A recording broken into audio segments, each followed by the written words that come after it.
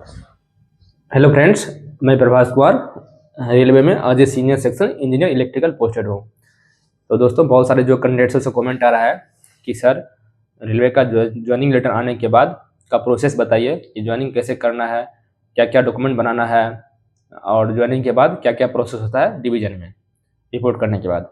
तो चलिए, ये वीडियो आज आप ही लोगों के लिए है, तो वीडियो को पूरा देखिए आप लोग। देखिए, होता क्या है, जब आपका फाइनल सेक्शन हो जाएगा, पैनल आ जाएगा, तो पैनल आने के बाद क्या करता है, जो आपका आरआरबी है वो रिस्पेक्टिव आपका जो जोन है, जोन हेडक्वार्टर, वहाँ पे पैनल को भेजता है। ठीक ना। फिर आपका जोन क्या करता है, उसको पैनल को डिस्ट्रीब्यूट करता है कि किसको कौन सा डिवीज़न देना चाहिए। ठीक ना। तो वो इंटरनली अपना वो डिवीज़न अलॉट कर लेते हैं, और डिवीज़न अलॉट करने के बाद हर एक डिवीज़न को लिस्ट भेज देते हैं कि इनको कौन सा डिवीज़न मिला है, उसका लिस्ट उस डिवीज़न को भेज देता है जोन के थ्रू। फिर क्या करता है, डिवीजन के थ्रू आपके ईमेल एड्रेस जो आप मेंशन किए हैं फॉर्म फिलअप करते समय, प्लस जो आपका एड्रेस उसमें दिया गया है, दोनों पे आपका लेटर भेजा जाता है, ज्वाइनिंग लेटर। ठीक ना। उसमें क्या होता है, आपका ऑफर ऑफ अपॉइंटमेंट होता है। उसके बाद सारा डॉक्यूमेंट जो आपको बनाना है वो पूरा फॉर्मेट आपको उसमें दिया रहता है।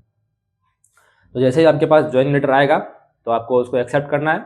उसके बाद क्या करना है, आपको जितना भी डॉक्यूमेंट है तो उसमें मेंशन किया रहेगा डॉक्यूमेंट क्या कि कौन कौन सा बनाना है, आपको क्या क्या डॉक्यूमेंट लगेगा, टोटल बनाना है। इसमें से एक होता है मेन जो आपका है, वो होता है आपका जहाँ से आप पढ़े हैं लास्ट इंस्टीट्यूट से, वहाँ से कैरेक्टर बनवाइए और उसको एसडीएम से अटेस्ट करवाइए। एक वो हो गया कैरेक्टर सर्टिफिकेट। उसके अलावा भी किसी किसी डिवीजन में 2, किसी किसी डिवीजन में 3, उसके बाद कैरेक्टर मंगाया जाता है जो कि आप किसी भी गेजेटेड ऑफिसर से बनवा सकते हैं। ये हो गया।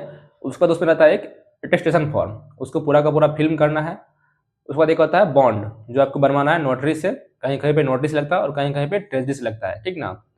और उसके बाद जो आप आपका अगर मान लीजिए किसी बैंक में अकाउंट नहीं है तो आप अकाउंट ओपन करवा लीजिएगा, और उसके साथ ही उस बैंक का पासबुक आपके पास होना चाहिए, और साथ ही साथ आपका चेकबुक होना चाहिए।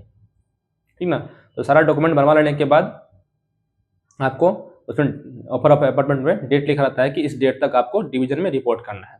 ठीक ना। तो जब आप डिवीजन में रिपोर्ट कीजिएगा तो वहाँ पे आपको टोटल डॉक्यूमेंट फिर से वेरीफाई करेंगे वो लोग, पर्सनल डिपार्टमेंट।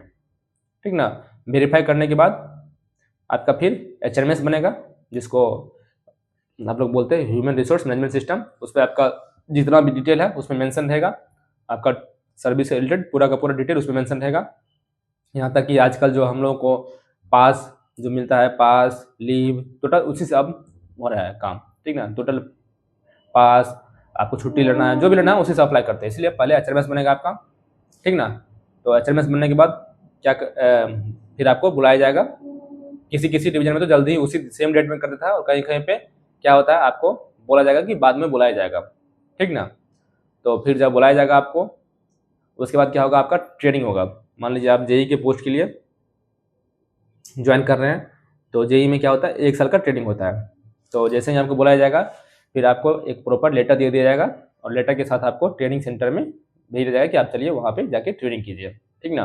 डिफरेंट डिफरेंट जगह, कहीं पे मान लीजिए 1 महीना 2 महीना ऐसे करके ट्रेनिंग करवाया जाता है।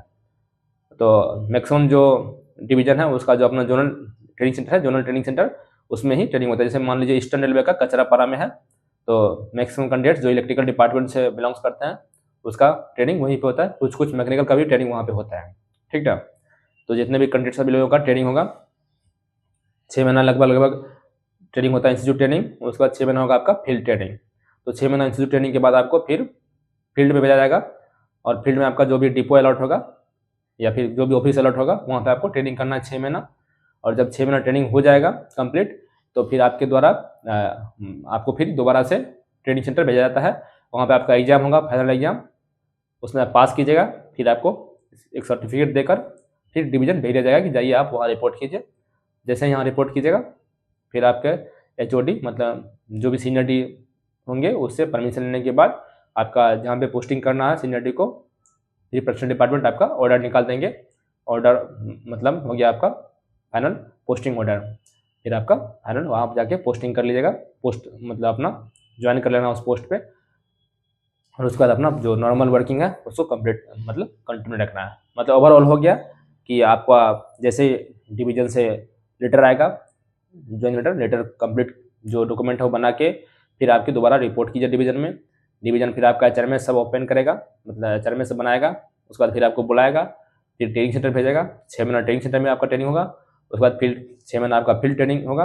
उसके बाद फिर आपको ट्रेनिंग सेंटर भेजा जाएगा, वहाँ पे आपका एग्जाम होगा, पास कीजिएगा, एक सर्टिफिकेट देगा, फिर आप डिवीजन में आके रिपोर्ट कीजिएगा, फिर आपका फाइनल पोस्टिंग हो जाएगा। उसके बाद अपना कंटिन्यू आप परमानेंट पोस्ट पे आप अपना वर्क करना शुरू कर दीजिए। तो ये होता है आपका पैनल आने के बाद का प्रोसेस, ठीक ना। तो अगर आपको वीडियो अच्छा लगे तो वीडियो को लाइक कीजिए और अपने दोस्तों के साथ शेयर कीजिए। अगर कुछ भी डाउट आपको रहता है मन में तो आप कमेंट कीजिए, मैं कमेंट का रिप्लाई दूंगा या फिर उस कमेंट से रिलेटेड वीडियो बना दूंगा, ठीक ना। तो आशा करते हैं वीडियो आप लोगों को अच्छा लगा होगा। तो वीडियो को लाइक कीजिए और अपने दोस्तों के साथ शेयर कीजिए।